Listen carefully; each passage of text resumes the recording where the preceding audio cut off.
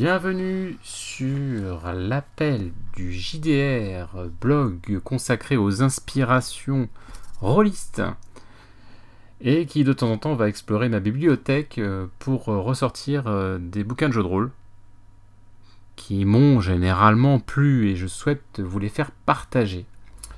Aujourd'hui, Face, création française de James Tornade, auteur de Brigandine, de Deep Six, de Sherwood, Brigandine que vous voyez là, et qui a la spécificité d'être auto-édité. On le trouve chez Lulu. Je mettrai les liens en bas de la vidéo. Et on peut aussi le trouver en boutique spécialisée. J'ai déjà vu sur des boutiques en ligne. Pas dans tous les formats proposables, mais en tout cas je l'y ai vu. C'est une certitude. Voilà. Hop, un petit gros plan pour juste vous expliquer la spécificité de ce jeu qui se joue avec des dés de 4 jusqu'au dés 20 en passant par les dés 14, des 16, des 18, mais sachez qu'on va l'utiliser très peu parce que ça demande un certain niveau de la part de vos joueurs et en plus on peut très bien jouer sans les utiliser. Voilà. Donc il y a des manières de pallier cette spécificité qui sont très bien expliquées dans le bouquin. Et on passe au bouquin, on passe à l'objet, et l'objet est magnifique. Pour un objet, un livre auto-édité, il pose des bases graphiques, et moi je suis assez sensible à ce genre de choses, il pose des bases graphiques assez exceptionnelles. Voilà, moi je trouve ça très beau. Il faut aimer, hein, mais moi j'aime ce style résolument moderne, très suggéré. C'est très évocateur et très inspirant. Voilà. Donc, pour venir au bouquin lui-même, je vais essayer d'être rapide. On va nous parler du jeu de rôle. Qu'est-ce que c'est qu'un jeu de rôle? Puis on va nous parler, dans un deuxième chapitre, des personnages. Comment le système de jeu fonctionne et comment on crée ces personnages. Sachant qu'il y a un mélange sur une fiche de personnage entre deux choses qui vont le constituer, les attributs d'un côté, toujours les mêmes, force, agilité, caractère, esprit et sens. D'un autre côté, nous allons avoir des talents spécifiques dans leurs termes à chaque univers et dans leur choix à chaque archétype de personnage. Donc, on nous a expliqué tout ça. Pour créer le personnage, s'ajoute à cela des atouts qui vont donner un peu de la substance à votre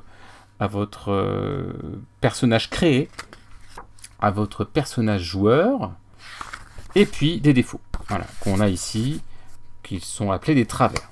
Très intéressant, ça rajoute du roleplay, voilà, c'est une évidence, ça rajoute un petit quelque chose à vos personnages. Un petit rappel très utile, un petit rappel très utile. On voit que ça a vraiment été fait, construit, en partie, testé et retesté. Il y a un petit rappel des nécessaires étapes pour la création de son personnage. Puis on passe aux règles de jeu, que je vais vous exposer rapidement, tout en feuilletant. On prend un attribut, on prend le talent. Si on a l'attribut et le talent, on lance 2 dés. Il peut arriver qu'on n'ait que l'attribut. On a un facteur de difficulté qu'il faut égaler pour avoir une demi-réussite, dépasser pour réussir. Et puis, on peut aller même plus loin, hein, parce que chaque tranche de 4 points nous peut donner aussi un avantage, c'est-à-dire qu'on peut avoir des exploits supplémentaires, qui peuvent jouer sur les dégâts, qui peuvent jouer sur ce qui va se passer. S'ajoute à cela le fait que les dés sont explosifs. Si vous faites maximum... Alors, j'ai bien expliqué, vous lancez 2 dés, vous gardez le meilleur, c'est peut-être pas très clair.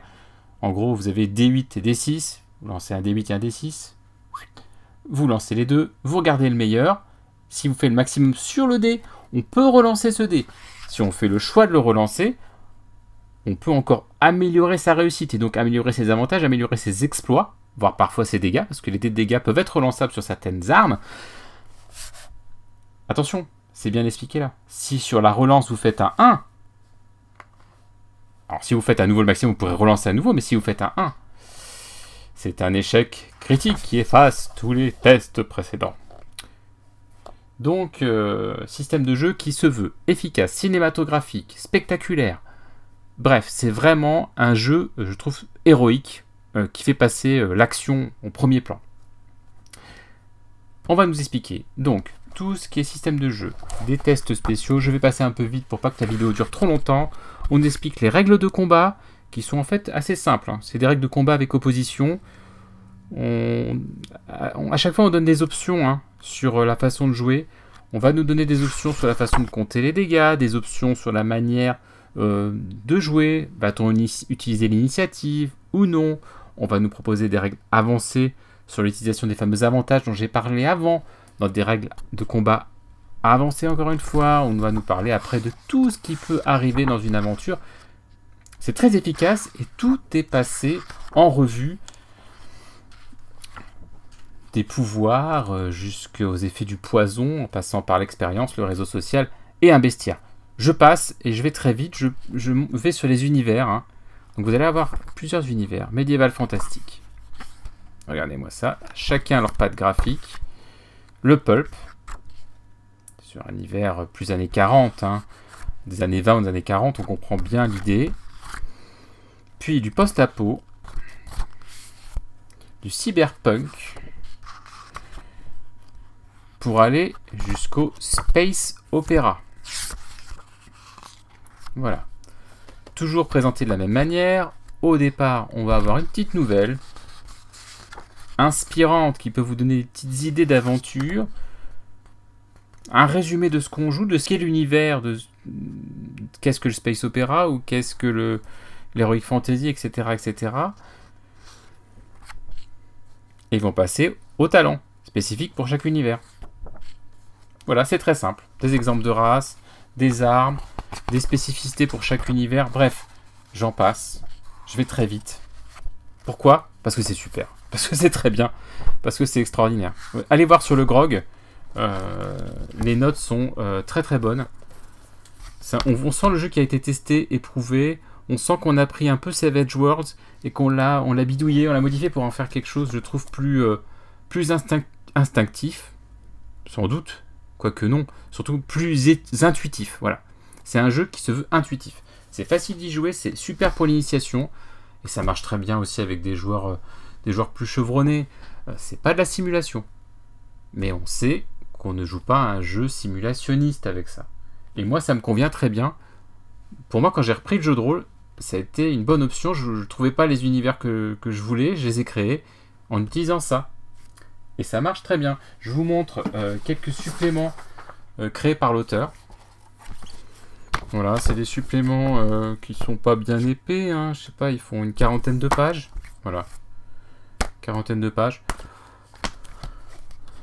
Je les ai pas utilisés personnellement. Voilà. J'ai eu un peu fait mon collectionneur là-dessus. Je les ai pas du tout utilisés. Voilà. Petit défaut du jeu. Et forcément, mais je sais que sur Casusno, certains ont trouvé des parades, ont trouvé des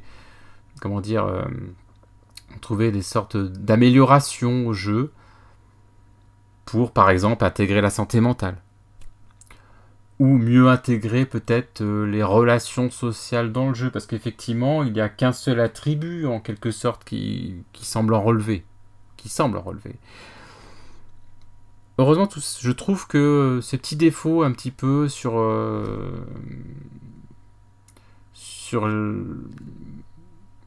social, on va dire, pour être simple, il est compensé par les atouts. Et beaucoup d'atouts viennent un peu ajouter des choses, je sais pas, imaginons par rapport au baratin, à la persuasion, etc., etc. Voilà. C'est mon point de vue, il est discutable. Voilà. Et moi, je joue une campagne actuellement où il y a beaucoup d'intrigues politiques, et malgré tout, je m'en sors très bien avec Face, et ça fonctionne très bien. On laisse juste un peu plus de place au roleplay. Voilà. C'est comme ça que j'ai choisi d'utiliser ce supplément. Pas du tout. Ce jeu de rôle générique. mais oui, ça devient un supplément à vos univers, en fait. Alors moi, ce que je vous conseille de faire, petit jeu pour finir, et pour arrêter de parler dans le vide, vous prenez votre bibliothèque.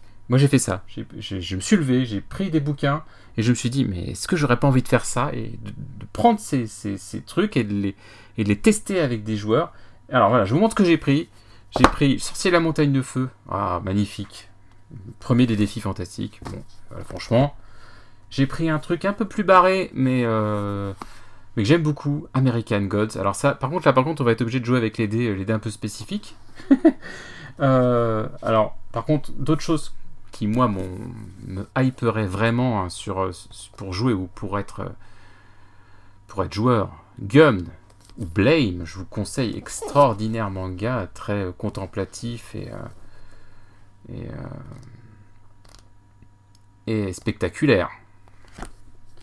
Voilà, et moi j'ai un ami qui nous fait jouer à Batman. Hop là, je ne casse rien, qui nous fait jouer à Batman, regardez ça. Magnifique. Donc bref, si vous daignez passer par ici, laissez quelques commentaires, eh bien dites-moi ce que vous pensez de Face.